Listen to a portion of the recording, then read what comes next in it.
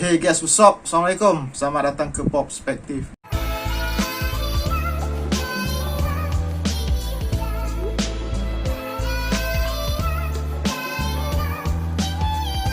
Okay guys, hari ni saya nak buat satu review filem yang baru dekat Netflix.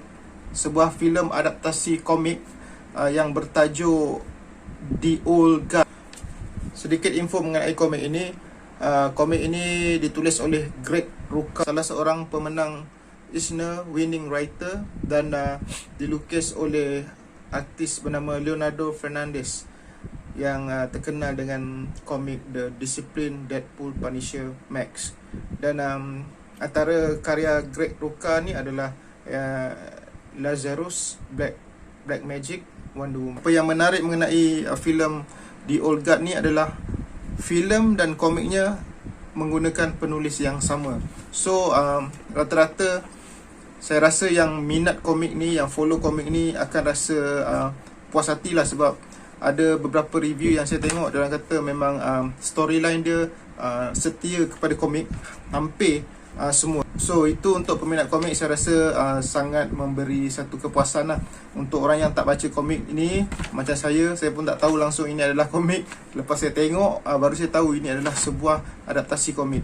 So okey, apa saya rasa, sekejap lagi saya cerita. Cerita ini menceritakan tentang manusia-manusia immortal, sekumpulan manusia immortal, atau lebih tepatnya ada 4 orang dalam kumpulan ni pada mula cerita.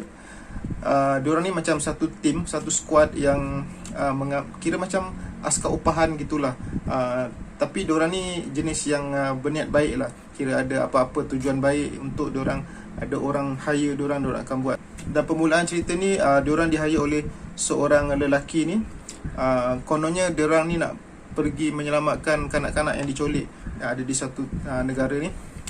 Tapi rupanya itu adalah frame lah, diorang kena frame. Sebab kenapa diorang kena frame adalah sebab ada orang yang cuba nak tangkap diorang semua ni, kerana diorang ni dah kiranya dah kantoi lah yang diorang ni immortal. So diorang sebenarnya sebelum ni menyembunyikan identiti diorang. Seboleh-bolehnya dia tak nak siapa pun tahu yang diorang ni adalah immortal dan wujudnya mereka dalam dunia ni. Tapi ada juga yang dapat tahu dan akhirnya dapat merakam video diorang ni yang selepas kena tembak bertubi-tubi lepas tu hidup balik, semata-mata kerana diorang nak tangkap diorang ni dan buat uji kaji kat atas diorang, sebab diorang nakkan keupayaan untuk jadi immortal tu. So diorang nakkan macam buat ubat untuk diorang pun boleh turut sama menjadi hidup selamanya. So diorang pun terselamat, dan dalam diorang perjalanan untuk ada ke satu tempat tu, tiba-tiba diorang mendapat satu macam mimpi, macam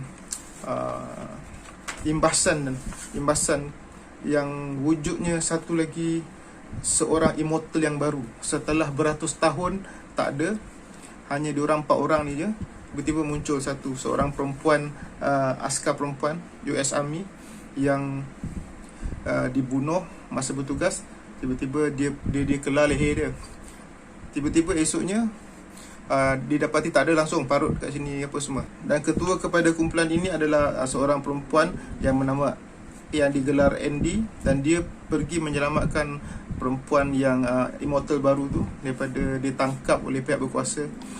Macam biasalah, kalau ada benda-benda pelik macam ni, diorang akan tangkap dan buat uji kaji dan sebagainya. So dalam ramai-ramai ni, kenapa Andy ni ketua? Sebab dia adalah yang paling tua.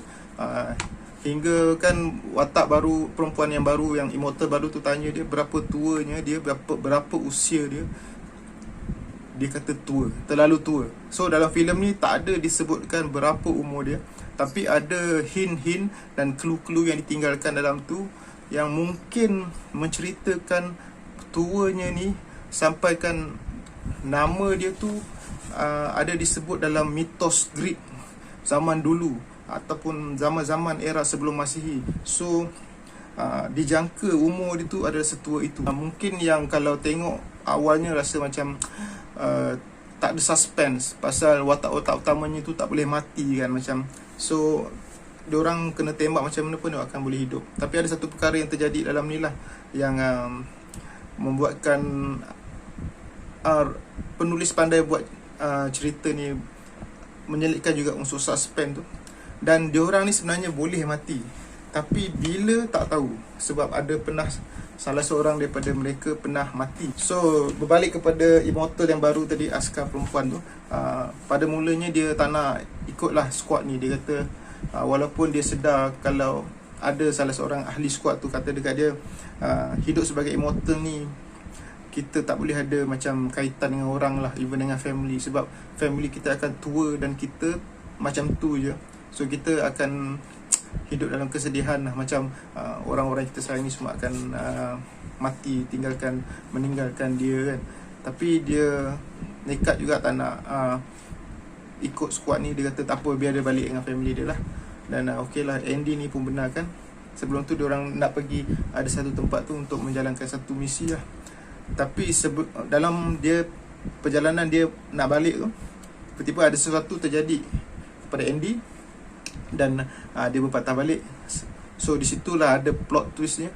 Dan plot twist dia tu saya tak menjangkakan, sebab kalau cerita ni bukan pasal Immortal, mungkin saya boleh suspect lah benda tu. Tapi sebabkan ini kisah mereka ni dah beratus tahun bonding, persahabatan diorang tu, membuatkan saya tak boleh bajet plot twist ni. Antara isi cerita ni yang cuba diketengahkan adalah watak Andy tu sendiri. Macam mana dia berperasaan yang dia tu walaupun hidup lama, dia dan kawan-kawan dia tu, tapi tak dapat membantu apa-apa pun pada dunia.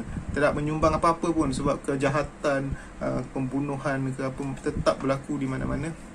So tapi sebenarnya di akhir-akhir cerita nanti penonton akan ditunjukkan adalah dia punya pieces by pieces, ditunjukkan info-info yang mengenai dia dan kawan-kawan dia ni sejak beratus tahun dulu.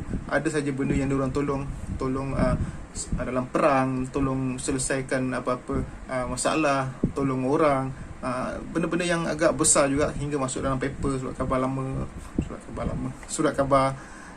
Dan cuma dia je yang tak perasan. Yelah, mungkin dia tak boleh mengubah dunia lah, tapi sebenarnya banyak juga dia dan tim dia membantu dan menyelamatkan keadaan. Okey, sebenarnya cerita ni lebih kepada cerita action lah. Walaupun sebenarnya dia adalah secara tak langsung adalah sebuah filem superhero lah, cuma dia tak ada kostum. Tapi intipatinya tu adalah superhero lah, mengenai orang yang ada kelebihan atau superpower kan, yang tak boleh mati. Jadi dia lebih kurang action superhero punya cerita lah. Dan bila cerita pasal action sequence-nya, saya rasa dalam filem ni okey lah. Benda-benda yang kita dah pernah tengok juga dalam Hollywood. Dan dia ada sedikit vibe macam John Wick. Dia punya sequence dia tu, dia punya cara fight dia tu tak banyak, tapi ada, kita boleh rasa dia punya mood dia. Dan first half of the film saya rasa sangat menarik cerita ni. Saya rasa macam okey, benda ni best kan, macam cerita pasal Immortal. Okey, dia tunjuk macam orang Immortal tu macam mana dia heal, dia punya effect apa semua. So benda yang best lah. Dia lebih mendalami mengenai orang-orang Immortal ni. Dan tapi di pertengahan cerita hingga ke endingnya, saya rasa cerita dia macam sedikit loose dan kurang, saya rasa kurang sikit menarik pada saya. Dia sudah, tapi masih cukup untuk buat saya rasa tak bosan untuk terus menonton lah. Maknanya masih okey lagi, cuma first half tu rasa better. Dan antara lain lagi yang saya rasa cerita ni kurang best, dia punya villain lah. Villain dia saya rasa macam tak cukup kuat. Walaupun motivation dia untuk tangkap diorang ni agak kuat, dan tapi agak klise juga lah sebenarnya motivation dia, pasal nak hidup lama juga kan. Tapi watak dia tu saya rasa macam dia mengingatkan kepada saya watak Lex Luthor dalam Batman vs Superman.